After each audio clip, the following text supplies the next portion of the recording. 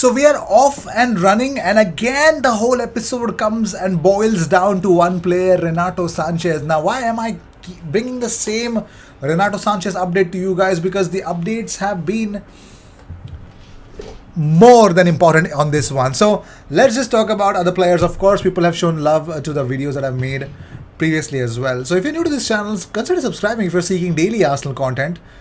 In terms of the news, in terms of the views, and in terms of course, the transfer news that we always keep bringing on as well. So, of course, the world is behind the one man, Eddie Nketiah. Everyone is paying attention to what is exactly happening to Eddie Nketiah at Arsenal. So, there's a report from dailymail.co.uk that West Ham, Crystal Palace and Brighton are among the English clubs that are keeping an eye on Eddie Nketiah because of the hat-trick against Sunderland has not changed his desire to leave since scoring the hat-trick. And of course, we've seen Mikel Arteta coming out in the media and saying, you know what, we want to keep him. I want to keep him. Whether that is going to happen or not, I don't know. But still, it's a bigger thing for Eddie Nketiah to decide his future. I think he wants minutes. We all know that. But come on, I mean, Arsenal would need a striker. I think, I'm the biggest criticizer of Eddie Nketiah. Same happened with Lacazette. I still believe if Arsenal have the option right now, they've got 3 strikers up ahead. If they are thinking that Aubameyang is leaving in January, if at all Aubameyang is leaving in January, one of Eddie or Laka has to stay. I have to change this because the whole narrative about Aubameyang staying is actually shaky at the moment. So, well, one of them has to stay. I changed my stance about Lacazette or Eddie Nketiah because even if when the new striker comes in, you need one of the strikers to, keep continuing the systems that Arteta wants to play. I mean, of course, Lacazette brings an extra experience and stability, links well with the other players. Nketiah is not bad at all. So Odegaard brings the best out of them. So let's see. Also, according to Ekrem Konur, Lazio are monitoring Eddie Nketiah's situation at Arsenal. So, well, all the Serie A clubs will take note of what Tammy Abraham is doing at Roma. So they know that English players, they're also quality. They're always quality. But they're not picking up much of the English players. Now their attention is more towards the Premier League as well. And of course, Maurizio Sarri has been at Chelsea. So he's seen some certain Premier League talents. And he'd want to bring someone. And one of them on the radar is, of course, bringing Eddie Nketiah right now, according to Ekrem Konur. So, according to Simon Collins, Watford would be interested in signing Sead Kolasinac on loan for the rest of the season. But Arsenal would need to subsidize his 100k a week wages. Now, the biggest issue with the whole situation is Kolasinac has just six months remaining in his current contract. So, Arsenal would have to, pay some of his wages. The rest of the wages will be paid by Watford, and then Sead Kolasinac in the summer can decide where he wants to go or who will take him. It's up to him. I'm pretty much sure he's going somewhere around Turkey or somewhere. He might go there. He had solid interest then from there. So he might go there. Let's see if that is going to be the escape route that he's going to take. Moving on, Bernd Leno was happy with the result that he and his team provided to the fans. So on Twitter, he tweeted out with this image: "Great result yesterday night, semi-final. Here we go. At the rate Arsenal." So he comes out. He only plays cup games. He replaced. Who did he replace? Oh, I forgot his name. Okay. When Unai Emery had to bring him in, he came in as a Premier League keeper, and the other one became oh my God, Peter Cech. Oh crap! I forgot Peter Cech. Okay, sorry. Yeah, I just keep forgetting certain players nowadays. So Peter Cech. The same is happening with Bernd Leno. I've said this before. I would want to say this, how life is a cycle, Leno. I'm not going to say all that.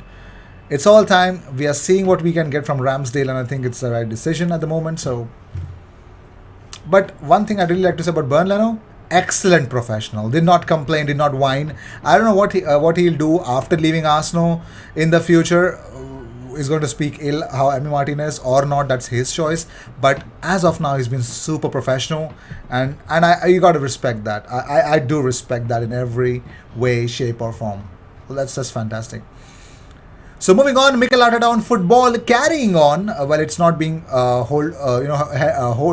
it's not being held for a couple of weeks. So Arteta says, we had a preference of what we wanted to do because of the schedule and the situation that we are in, but it did not stop. So now we have to play, if we can, every single match with no recovery and with less numbers, but we will try our best.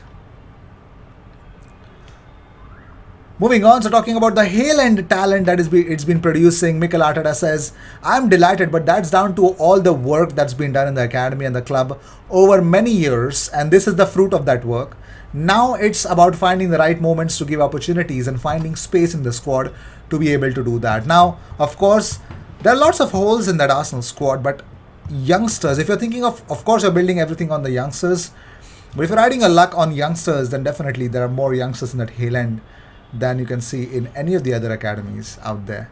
So Arsenal will face Liverpool in the semi-finals of the Carabao Cup with the first leg at the Emirates, and then it will be Anfield in the second leg. So Jurgen Klopp and Antonio Conte have come out before the media. They said that, you know what, this is all BS.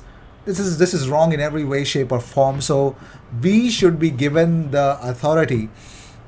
We should be given the authority of playing only one leg, no two legs. Because you're playing two legs, and that also within the space of 48 hours, there's another game waiting for you. There will be injuries, there will be a lot of stuff. So it's cramping, the congestion, the fixture congestion is too much. So they are saying that, I also feel it's stupid to have, it's 2021 and Carabao Cup, 2 legs, semi-finals. I'm not saying the importance of the cup, there's no importance, there is. But 2 semi-finals, 2 legs in the semi-finals. It's a little bit of a stretch. Not just because it's COVID, but still. It's still a little bit of a stretch. Moving on, Takehiro Tomiyasu's stats has been phenomenal. Total tackles, aerial duels won, touches, my God, as a defender, he's been crazy. First, unbelievable. Third for the final passes attempted. Oh my God, he's been crazy. He's been superb, isn't he?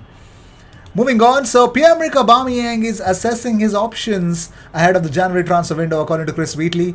The former Arsenal captain is still training away from the first team as Arteta looks to avoid a repeat of the Ozil situation. Now, if it's coming from someone like Chris Wheatley, you'd better believe it. You'd better believe it, yeah?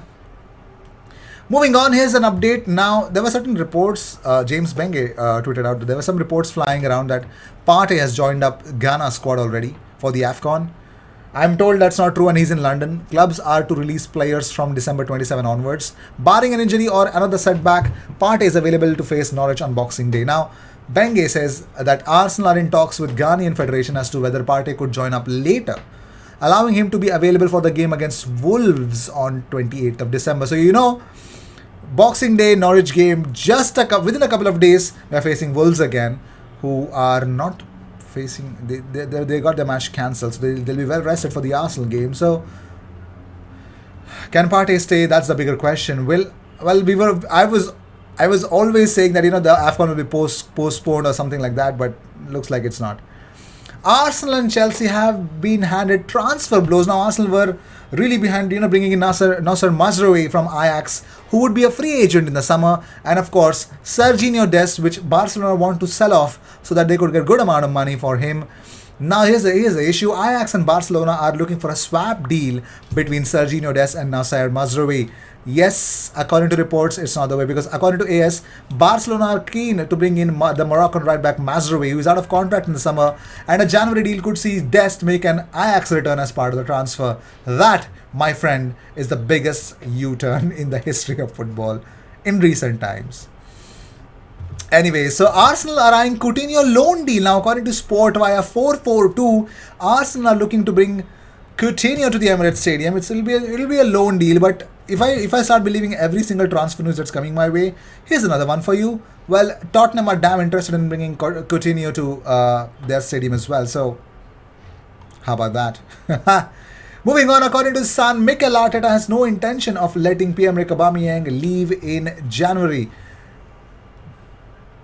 The big question is, will I believe the Sun or not? Anyways, Trevor Sinclair has urged Eddie Nketiah to stay at Arsenal. He says, I watched him play for the England under-21s and he's hungry. He's got a point to prove. He's been offered a contract at Arsenal. He's turned it down. He wants to play football and he's not been given many opportunities. But I'm not sure leaving Arsenal at this time is the right thing to do. You look at the situation with Aubameyang and Lacazette is out of contract. Eddie could make the most out of this, or he could literally. I think he'd either go boom or bust here. But I think he's looking at a lot of booming opportunities. That may not be the case. So we already reported that Renato Sanches has a gentleman's agreement with Lille that that would allow him to leave in the winter transfer window when there's a club coming for him. And as reported by Telefoot via Team Talk, Arsenal had been given the green light to sign Renato Sanches. That will cost them 30 million euros. So competition, yes, Renato Sanches is ready for Arsenal or AC Milan. One of the clubs is definitely getting him. Well, yes, he can definitely leave. Arsenal, make your call. Get Renato Sanches. Come on, why not? Why not? For that price tag, why not? Gabby Agbonlahor says Aubameyang should go. Should just leave Arsenal. He says, I can only see that ending with Aubameyang going out somewhere on loan in January when he comes back from Africa Cup of Nations.